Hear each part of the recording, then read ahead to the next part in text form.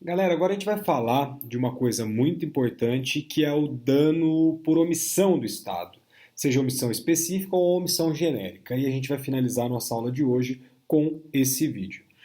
A atividade administrativa que está lá preceituada dentro do parágrafo 6º do artigo 37 da Constituição se refere só à conduta comissiva do Estado ou também à conduta omissiva. Isso é um ponto que a gente tem que ter em nossas discussões. Essa questão ela é ainda muito controvertida na doutrina e na jurisprudência, pelo que merece algumas considerações. Tá? Hoje é um pouquinho mais tranquilo, mas ainda tem muito posicionamento divergente na doutrina e na jurisprudência. Deixa eu só ver se meu áudio está gravando certinho, mas creio que sim. Tá. Então, o Celso Antônio Bandeira de Mello, ele sustenta que a responsabilidade da administração é objetiva somente quando o dano decorre dessa conduta comissiva do Estado. Ele pondera para nós que nos casos de omissão, o Estado ele não agiu. Então, se ele não agiu, não é possível, ele não pode ser entendido como o causador do dano pelo que não seria aplicável o parágrafo 6º do artigo 37 da Constituição. O jurista ele aduz que a responsabilidade estatal por ato omissivo é sempre responsabilidade por ato ilícito. E sendo a responsabilidade por ato ilícito, é necessariamente responsabilidade subjetiva, pois não há uma conduta ilícita do Estado, embora do particular possa haver, que não seja proveniente de negligência, imprudência ou imperícia, ou seja, os elementos da culpa, ou então deliberado propósito de violar a norma que o constituía em dada obrigação, ou seja, o dolo. Na visão do professor Sérgio Cavalieri Filhos, o artigo 37, parágrafo 6º da Constituição não se refere apenas à atividade comissiva do Estado. Pelo contrário, a ação a que alude engloba tanto a conduta comissiva como a conduta omissiva. O texto constitucional ele não estabelece nenhuma distinção entre a conduta comissiva e a conduta omissiva, pelo que não cabe ao intérprete estabelecer essa divisão. E a lição do nosso professor Gustavo Tepedino também é nesse sentido, nesse entendimento. E o Gustavo Tepedino, brilhantemente, ele traduz isso para nós no seguinte trecho. Não é dado ao intérprete restringir onde o legislador não restringiu, sobretudo em se tratando de legislador constituinte.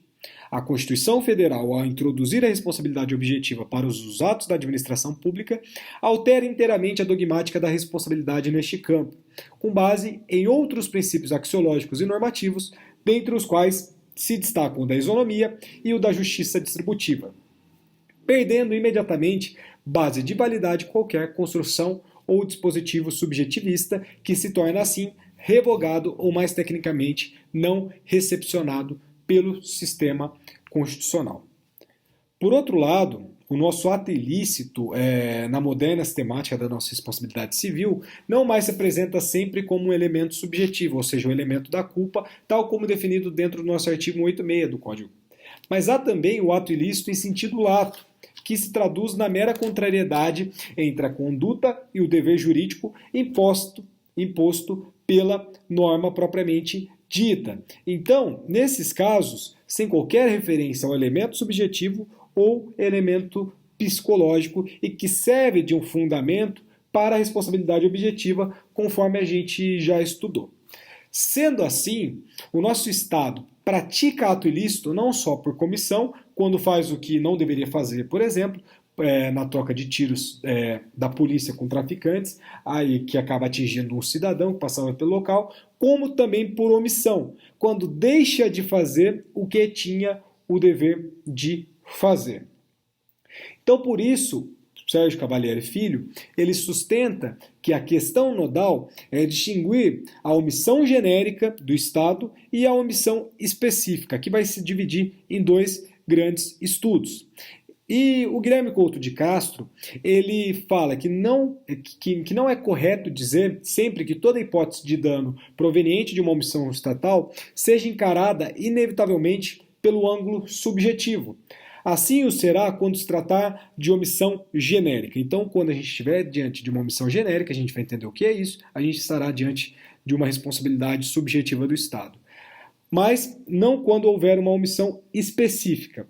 Quando a gente tem uma omissão específica, existe um dever individualizado de agir. E essa omissão específica seria o caso de responsabilidade objetiva, e a gente vai entender agora. Então, qual que seria essa distinção de omissão genérica e omissão específica? Agora vocês abrem aqui as setas. Omissão específica surge e existe quando o Estado estiver na condição de garante ou de guardião da pessoa ou coisa e, por omissão sua, criar uma situação propícia para ocorrer do evento, para uma ocorrência de um evento em situação em que ele tinha o dever para impedi-lo. Então, a omissão estatal se erige em causa adequada de não evitar o dano, e já já eu dou um exemplo. Em outras palavras, a nossa omissão específica pressupõe o que a gente vai chamar de um dever especial de agir do Estado, que, se assim não o faz, a omissão é causa direta e imediata de não se impedir o resultado danoso. Com efeito, a gente vai constatar inúmeras situações em que o dano provém diretamente dessa omissão do poder público, casos em que haverá uma omissão específica e a sua responsabilidade será objetiva. Exemplos de omissão específica. Então vamos lá. Morte de um detento em rebelião de presídio, omissão específica, ou seja, o Estado responde objetivamente. Suicídio cometido por paciente internado em hospital público, tendo o médico responsável ciência da intenção suicida do paciente e nada fez para evitar. Paciente que dá entrada na emergência de um hospital público onde fica internada, não sendo realizada os exames determinados pelo médico, vindo a falecer no dia seguinte. Acidente com o aluno das dependências da escola pública, a pequena vítima veio a morrer afogada no horário escolar em razão de queda de um bueiro existente no pátio de uma escola municipal. Esse foi o acórdão paradigmático. Um suicídio de um detento ocorrido dentro do estabelecimento prisional. Todos esses casos são analisados através de uma responsabilidade objetiva do Estado. Então, em suma, a nossa omissão específica, que faz emergir a responsabilidade objetiva da administração pública, ela vai pressupor um dever específico do Estado que a obrigue a agir para impedir esse resultado danoso quando a vítima se encontrava sob a sua proteção e a sua guarda, beleza? Então, a omissão específica está claro. Acerca da nossa omissão genérica. A nossa omissão genérica ela tem lugares nas hipóteses em que não se pode, melhor dizendo, exigir do Estado uma atuação específica, quando a administração pública ela tem apenas o dever legal de agir em razão, por exemplo, do seu poder de polícia ou de fiscalização e, por sua omissão, concorre para determinado resultado.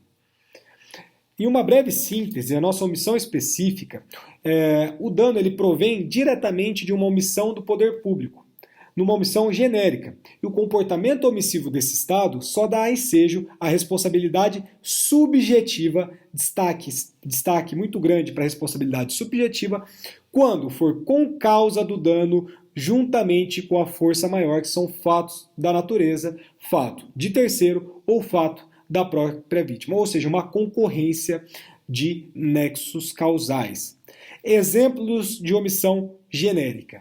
Negligência na segurança de balneário público, ou seja, um mergulho em um lugar perigoso, onde não havia nenhum aviso da administração, com consequência, por exemplo, de um acidente que causa uma tetraplegia, né? Um infortúnio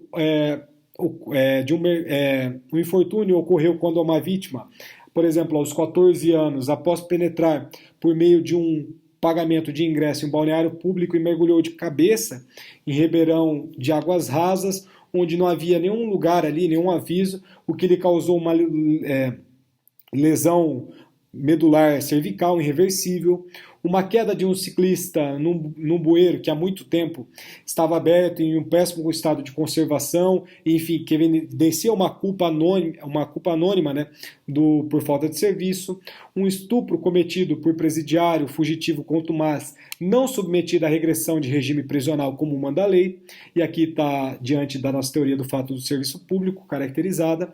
A omissão do Estado constituiu na espécie um fator determinante que proporcionou ao infrator a oportunidade para praticar, aqui num caso concreto, que veio lá do Rio Grande do Sul, o crime de estupro contra um menor de 12 anos, justamente no período em que deveria estar recolhido à prisão. Outro exemplo aqui dessa omissão genérica. Um poste de ferro com sinal de trânsito cai sobre uma idosa no calçadão de Ipanema. Então a base de metal que sustentava esse sinal, esse sinal de trânsito, estava bastante enferrujada e acabou quebrando com apoio e acabou caindo nessa idosa. No dia seguinte, existiu uma reportagem do Globo que percorreu os 9 quilômetros da Praia da Barra e constatou que nada menos que 40 postes de iluminação apresentavam comprometimento em sua estrutura por corrosão da maresia. Isso caracteriza a omissão genérica do serviço de conservação da prefeitura. Um outro exemplo, que é bem comum, árvore. Tem uma árvore que está em péssimas condições, você vai na prefeitura, faz o requerimento administrativo e a prefeitura nada faz. Também aqui a gente tem uma responsabilidade subjetiva por essa omissão genérica. Então a gente pode verificar que essa omissão genérica faz emergir para nós uma responsabilidade subjetiva da administração e a inação do Estado, ou seja, essa falta de ação, embora não se apresente como uma causa direta e imediata desse dano, concorre, entretanto, para ele, razão pela qual deve o lesado provar que a falta do serviço, através do que a gente chama de culpa anônima, como a gente bem entendeu no começo da nossa aula, concorreu para o dano e que, se houvesse uma conduta positiva praticada por esse agente público, o dano não teria ocorrido. Então, no caso de omissão, é necessário estabelecer entre estar o Estado obrigado a praticar uma determinada ação, em razão, por exemplo, de um dever específico do seu agir, ou ter apenas o dever genérico de evitar o resultado. Então, quando a gente vê que foi para um lado ou para o outro, a gente vai verificar se é responsabilidade objetiva ou subjetiva. Fiz uma pausa para tomar uma água para a gente finalizar a nossa aula de hoje. Então, num primeiro momento, o Supremo Tribunal Federal, que tem a competência para julgar essa matéria, tendo em vista a natureza constitucional dessa norma, que está lá no parágrafo 6º do artigo 37 da Constituição, tinha afirmado o entendimento de que a responsabilidade do Estado, seja por omissão, seja pelos atos comissivos, seria objetiva. Mas essa questão ficou prejudicada num julgado de 2016, ou seja, julgado extremamente recente, que é o recurso extraordinário 841526 do Rio Grande do Sul, que tinha regime de repercussão geral. E a emenda desse julgado a gente precisa analisar para entender o que a gente está falando. Então vamos lá. Relatoria do ministro Luiz Fux, isso 30 de março de 2016, dentro do Tribunal Pleno. Tá? Então, recurso extraordinário, repercussão geral. Responsabilidade civil do Estado por morte de detento. Artigos 5º, 49, inciso 49 e artigo 47, parágrafo 6º da Constituição Federal. A responsabilidade civil estatal, segundo a Constituição Federal de 1988, seu artigo 37, parágrafo 6º, subsume-se à teoria do risco administrativo, tanto para as condutas estatais comissivas quanto para as omissivas, posto rejeitada a teoria do risco integral. A omissão do Estado reclama nexo de causalidade em relação ao dano sofrido pela vítima nos casos em que o poder público ostenta dever legal e a justificativa possibilidade de agir para impedir o resultado danoso. Muito importante essa parte. É dever do Estado e direito subjetivo do preso que a execução da pena se dê de forma humanizada, garantindo-se os direitos fundamentais do detento e o dever de ter preservado a sua incolumidade física e moral na regra do artigo 5º, inciso 49 da Constituição Federal. O dever constitucional de proteção ao detento somente se considera violado quando possível a atuação estatal no sentido de garantir os seus direitos fundamentais, pressuposto inafastável para a configuração da responsabilidade civil objetiva estatal na forma do artigo 37, parágrafo 6º da Constituição Federal. Ad impossibilia nemo tenetur. Por isso que nos casos em que não é possível ao Estado agir para evitar a morte do detento, que ocorria mesmo que o preso estivesse em liberdade, rompe-se o nexo de causalidade, afastando-se a responsabilidade do poder público, sob pena de adotar-se contra a legem e a opinio doctorum, a teoria do risco integral, ao arrepio do texto constitucional. A morte do detento pode ocorrer por várias causas, como, por exemplo, homicídio, suicídio, acidente ou morte natural, sendo que nem sempre será possível ao Estado evitá-la, por mais que adote as precauções exigíveis. A responsabilidade civil estatal resta conjurada nas hipóteses em que o poder público comprova causa impeditiva da atuação protetiva do detento, rompendo o nexo de causalidade da sua omissão com um resultado danoso. Repercussão geral constitucional que se assenta à tese de que, em caso de inobservância do seu dever específico de proteção previsto no artigo 5º, inciso 49 da Constituição, o Estado é responsável pela morte do detento. Em caso o Tribunal ACO assentou que não ocorreu a comprovação do suicídio do detento, nem outra causa capaz de romper o nexo de causalidade da sua omissão com o óbito ocorrido, restando escorreita a decisão impositiva da responsabilidade civil estatal. Recurso extraordinário desprovido. Então, é um julgado extremamente importante. Voltando, ele vem lá do Rio Grande do Sul, é o recurso extraordinário 841526, de relatoria do ministro Luiz Fux. Então, para finalizar, em conclusão, no caso de omissão, é necessário estabelecer a distinção entre estar a administração obrigada a praticar a ação em razão desse específico dever de agir, por estar nessa condição de garante ou guardião dessa pessoa ou coisa, ou ter apenas um dever genérico de evitar o resultado. Caso esteja obrigado a agir, haverá a nossa omissão específica e a responsabilidade será objetiva. Se tem uma coisa que vocês precisam sair da aula de hoje sabendo, é que caso o Estado ele esteja obrigado a agir e não age, existe uma omissão específica. E no caso de omissão específica, a responsabilidade civil será objetiva. Então, será suficiente para a responsabilidade da administração a demonstração de que o dano decorreu da sua omissão. Mas se a gente estiver dentro de uma omissão genérica, a gente estará diante de uma responsabilidade civil subjetiva e aí sim é necessário, em decorrência desse concurso de causalidade, você provar as causas ali de culpa do Estado, negligência, imprudência e imperícia. Galera, muito obrigado pela aula de hoje novamente. Ontem eu tive vários problemas com a gravação, então peço desculpas. Agradeço as pessoas que me alertaram, principalmente a Cauane que me alertou acerca de ter corrompido o vídeo quinto que eu regravei hoje. Semana que vem eu vou mandar uma atividade para vocês, como eu avisei no começo da aula. Não será uma atividade complicada. E novamente, muito obrigado. Espero que estejam todos bem, que estejam conseguindo acompanhar as nossas aulas. E qualquer dúvida, sempre estou à disposição de vocês. Vocês não perguntam. Isso me deixa um pouco preocupado, mas tudo bem. Acontece. Enfim. Então, muito obrigado e um bom final de semana aí para quem está vendo na sexta enfim, um bom dia aí, independentemente do horário que vocês estejam assistindo. Obrigadão de novo, galera, e até a próxima.